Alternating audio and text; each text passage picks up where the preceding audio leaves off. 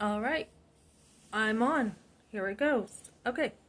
So guys, good morning. I want to talk to everyone. It's Sunday.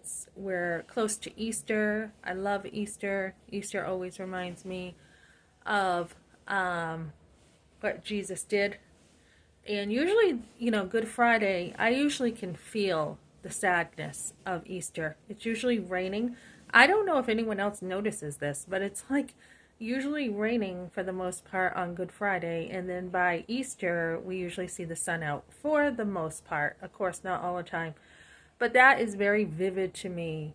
Every single Easter of the tears that I have, all the time I think of like Christ dying on that cross. And this morning, I don't have a vehicle, so I listened to some stuff online. I could have gone to church with my sons, but I decided to listen to some stuff online. I listened to the song, The Old Rugged Cross, which I love. And I watched some baptisms, which I have a video out of some verses to help us along in our walk with God. And baptisms are beautiful because they remind us usually of when we got saved. It's kind of like fresh blood coming in, people getting baptized, people getting saved. My son told me that a couple people last night got saved at church. And it's just so wonderful to have new people get saved because they are usually in awe, right? They're just like, it's a whole new creation now. They believe in Christ and they usually are so excited. Where sometimes, as we are older Christians, we sometimes forget the newness of what it's like just to believe the gospel. So, anyways, I wanted to share something too. As a pro-life advocate and helping women, I talk about a lot of issues here. I talked about porn yesterday, how destructive it is, and then I happened to see a couple videos I put on my community post of people saying the same thing, that porn should be abolished. It truly is destructive. Women are killing themselves. They can't deal with this. It's not empowerment. Um, we can be very wicked as a woman. We can. We can be like, well, geez, so and so got mad at me, or, I can't get my way, so let me just use my, sexiness or sexual allure or whatever you want to call it to get my way or whatever, or let me use my body. I think we've all played this as a woman. Let me use my body to empower myself, right? To get what I want. And a lot of women are doing this because of money. And I'm just going to say, I'm not really going to talk about this a whole lot. There's a lot of darkness to it. But that's okay. Christ entered the darkness. But I wanted to just talk about something else. So even though these women have chosen to do porn, they are still victims in a sense. They are still, in a sense, a victim of the industry. Yet they have chosen it thinking they're going to beat the system, and the system usually beats them. So there's kind of that, I'll use you, but, maybe you'll be used in the process. And that's what happens because there's so much darkness. I don't think anyone has come out of it truly like whole from something like that because your body is being used and your body is affected. Sexual sin is actually, I'm just stretching because I have another night sweat here or morning sweat. I keep sweating, lots of sweats, because you cannot separate the soul and the body. It's just the truth. No matter how much you try, you cannot. So that brings me to the topic of abortion, which is also another dark thing. And you can come out of it and you can, grow and need Christ even more because of it. And I was saved because of the abortion I went through. So I'm not saying abortion was good at all. Not at all. Christ could have used a million ways to save me. But he did choose to use me to hit rock bottom and to show me my sin, whatever part that was, which, most of it was, my parents were talking amongst each other what to do with her. And so it wasn't really much of a choice. But, but when we talk about abortion, there are women who choose, yet they are still victims because it's never okay for a woman to kill her baby. So when we look at this, I fight for babies. That's what I do. I fight for life. And the real victim, I mean, women, of course, are the victims. They have to live with this all their lives, but the baby's the one who got killed. So I have it on my community channel. I usually, when I comment somewhere, for the most part, if it's pro-life stuff, I definitely put it on my channel. It's a way for me to keep track of my comments with my pro-life stuff. And so I had a comment, somebody left a comment, and I thought this was good. She's like, oh, I woke up one morning this one day, and on the news, all these girls were celebrating, and they were all excited. There must have been a hunk that they were all excited about. They were all dizzy with excitement. And she's thinking, what could this be? There must be this huge hunk in town that all the girls are just fainting over, right? And she's like, but to my dismay, basically these girls were all happy because they can kill their babies. And I said, yep, I remember seeing that in New York. I couldn't believe that women were happy to kill their babies. New York had celebrated all these women, right? So that's all I said. That's it. And someone came over to pick a fight with me. You don't pick a fight with me, because if you pick a fight with me, I will usually win. You start crap with me, and it doesn't end till the fat lady sings, basically. So she goes, oh, well, something like, abortion is not illegal, unlike what you're doing. Something like that. And I thought, what is she trying to say? She's basically saying, because I left an opinion somewhere, that's illegal to speak up, right? So I basically said, no, but your threat is illegal. You're threatening me, and that's illegal. And she's like, well, I believe in women's rights, and basically if you have a problem with that, it's your problem, basically. Maybe you need to think about why you have a problem with women having rights. So there's a lot sometimes in what someone says, right? When you read something, there's more that's being said than what is actually said. So I said, actually, I do believe in women's rights, and I believe in the right of the woman in the womb. That's who I believe has the biggest right, is that woman in the womb. So, you're just basically a hypocritical idiot, I said. So it seems like what's going on now is that if you leave any comment about how you believe in life, you're going to be threatened and harassed for saying that you are basically not standing for a woman's right. And that is so hypocritical, right? When you think of cute little girls, sweet little girls, sweet babies. I love seeing little expressions of babies. There was a video yesterday I saw of this guy planting cucumber seeds with his little baby, and he kept laughing. He thought it was the funniest thing, the baby, to be with his dad, and every time like a cucumber seed or cucumber dropped or something, the baby was cracking up laughing like it was the most funniest thing he had ever seen in his life. And babies are got to be the sweetest. They've got to be the sweetest little things on earth. Babies are wonderful.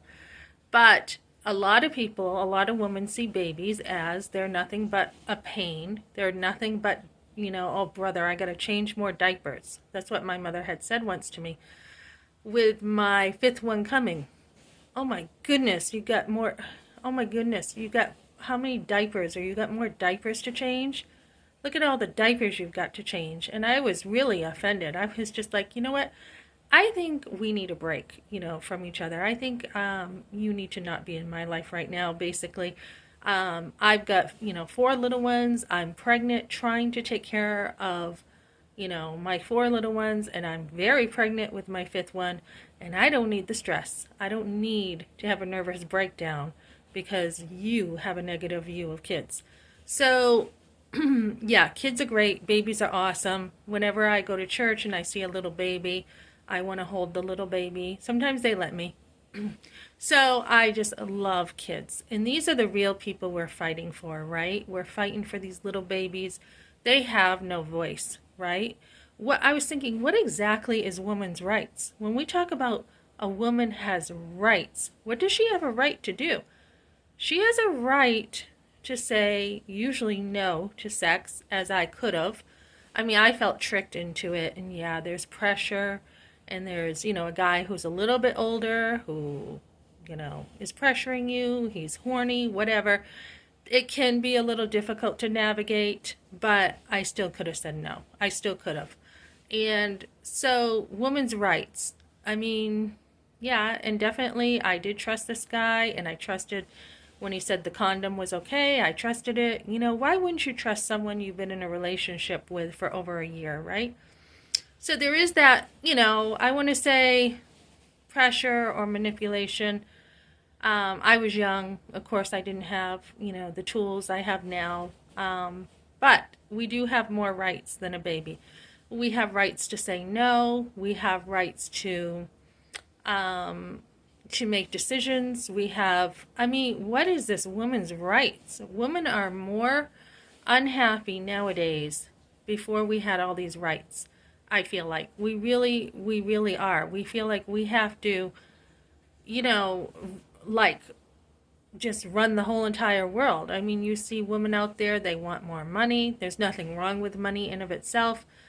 But women want more money. They're willing to sell their bodies to get money. There's women who just, I don't know what this doctrine of demons is, They just feel like they have to, have it all. Yeah, so what? You're pretty. So what?